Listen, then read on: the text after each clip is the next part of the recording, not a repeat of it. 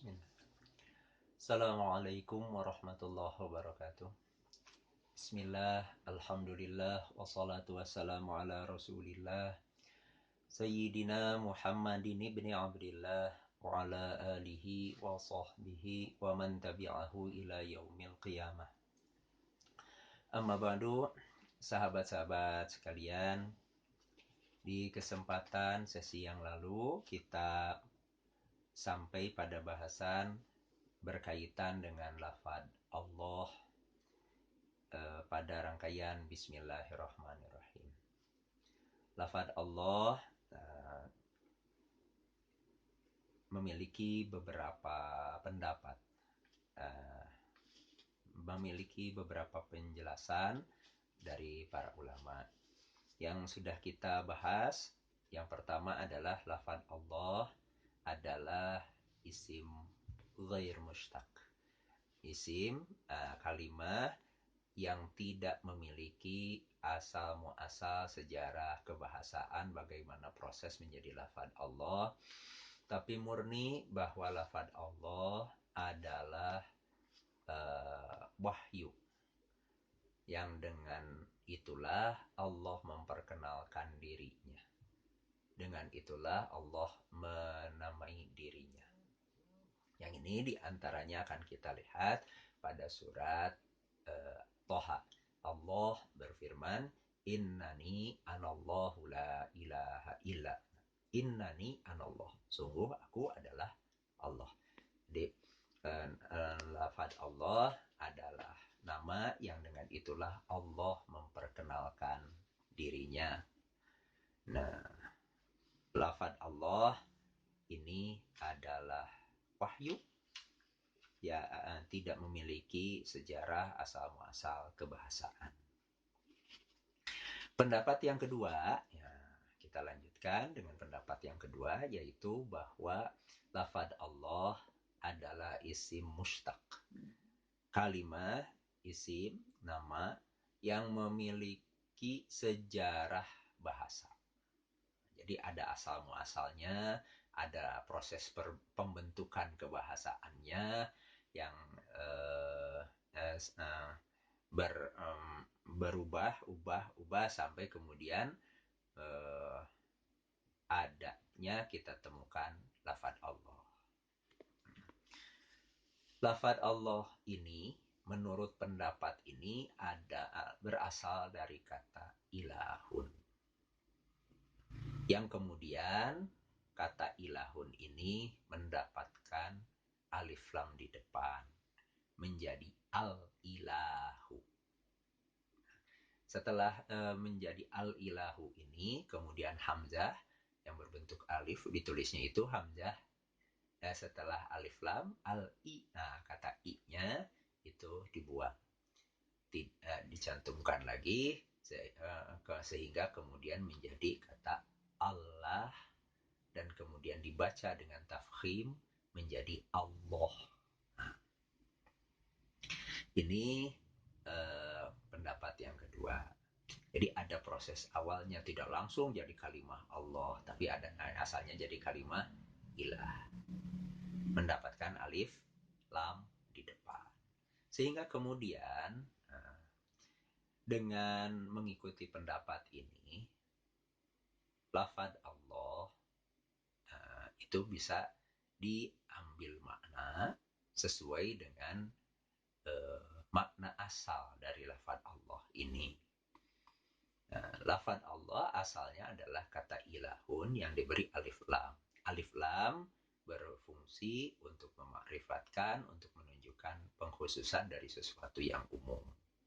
Ilahun masih bermakna umum, bisa apapun juga. Ketika diberi alif lam, al-ilah menjadi sesuatu yang khusus yang dimaksudkan. Ilahun itu sendiri apa maknanya?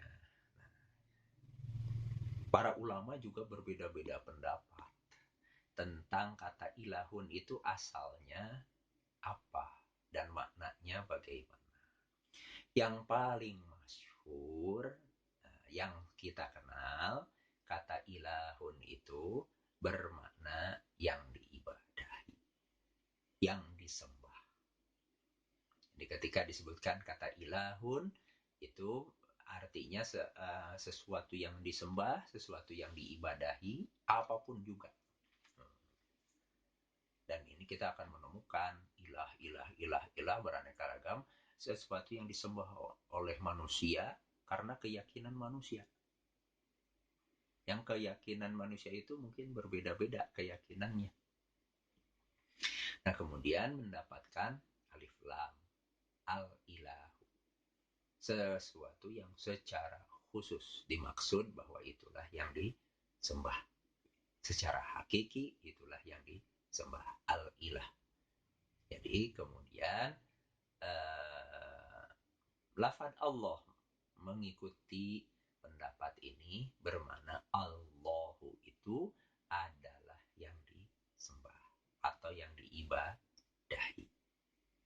Ini selain itu ada makna yang dicintai, ada makna yang menakjubkan, dan yang lain-lain dari asal kata ilahun itu.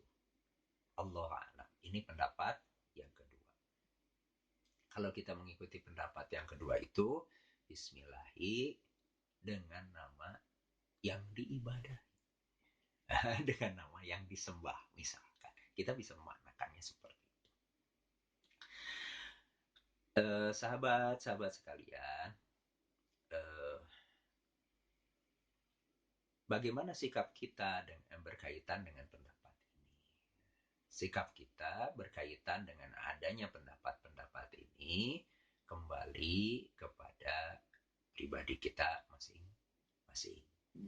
Apakah kemudian kita memaknakan bahwa Allah ini adalah murni wahyu, tidak ada proses kebahasaan sehingga Allah maknanya ya Allah sudah sebagai nama yang dengan itulah Allah memperkenalkan dirinya.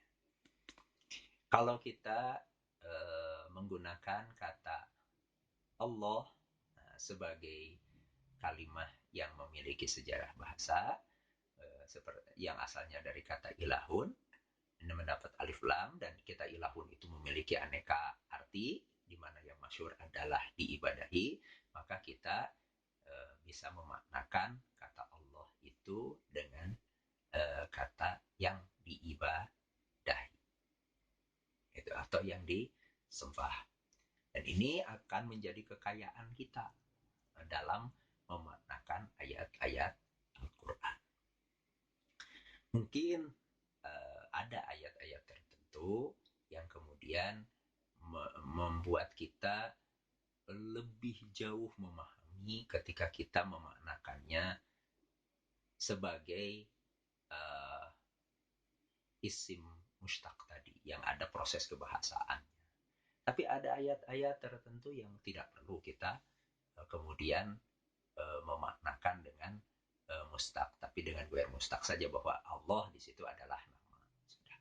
Kita akan melihatnya dalam proses kita terus belajar untuk memahami ayat-ayat Al-Quran. Kita kembali ke Bismillahirrahmanirrahim. Bismillahi dengan nama Allah. Allah dalam rangkaian Bismillahirrahmanirrahim itu ditunjukkan sifatnya secara khusus dengan dua kalimat selanjutnya, Ar-Rahman dan Ar-Rahim.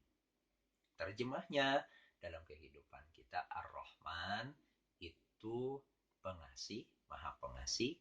Ar-Rahim terjemahnya maha penyayang.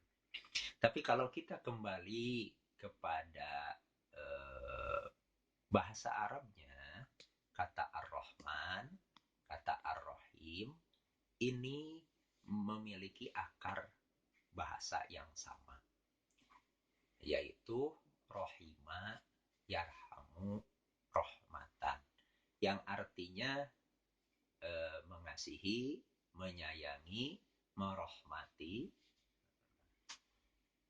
Walaupun dengan proses kebahasaan dalam ilmu sharaf kemudian membentuk kalimat yang berbeda, kata Rahman, kata Rahim.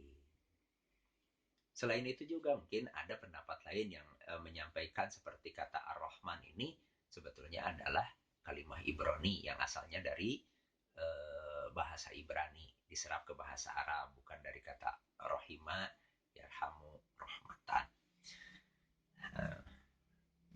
Again, tapi kita kembali ke pendapat yang menyampaikan bahwa kata Rahman dan Rohim itu sama akar katanya dari Rohima yarhamu yang berarti mengasihi, menyayangi, merahmati.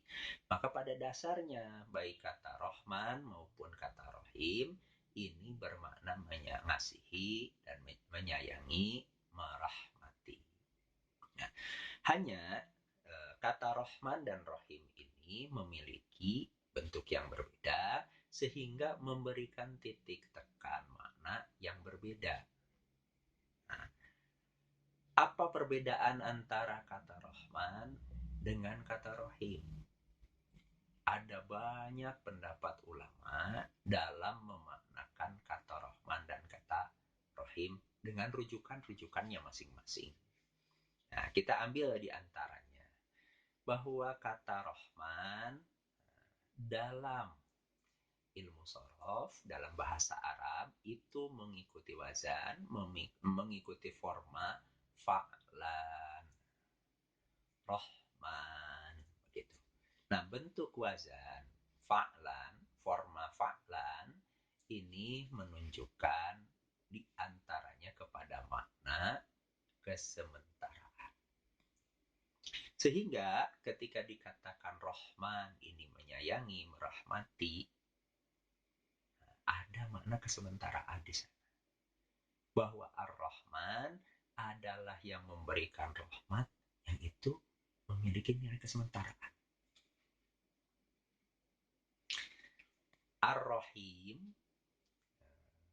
ini apabila merujuk kepada ilmu sorof mengikuti wazan atau forma fa'ilun, Rahimun, kita akan menemukan kalimat-kalimat yang lainnya alimun, qadirun, sami'un, basirun, dan yang lain-lain. Fa'ilun, rahimun. Apa makna dari kata fa'ilun, dari forma fa'ilun, dari wazan fa'ilun ini? Di antara makna dari wazan fa'ilun ini adalah kesinambungan terus-menerus tak berhenti. Dengan mengambil makna ini, Ar-Rahim bermakna yang memberikan rahmat yang terus-menerus berkesinambungan tak berhenti. Maka kita melihat dua sisi di sini. Ar-Rahman memberikan rahmat yang memiliki nilai kesementaraan. Ar-Rahim yang memberikan rahmat terus-menerus berkesinambungan tak berhenti. Nah, dari titik inilah muncul penafsiran para ulama bahwa Ar-Rahman adalah Allah memberikan rahmatnya di dunia. Kenapa? Karena di dunia ini adalah alam yang sementara. Nilai-nilai segala hal di alam dunia ini adalah nilai sementara. Satu ketika dunia ini akan berakhir. Satu ketika orang di dunia ini akan meninggalkannya.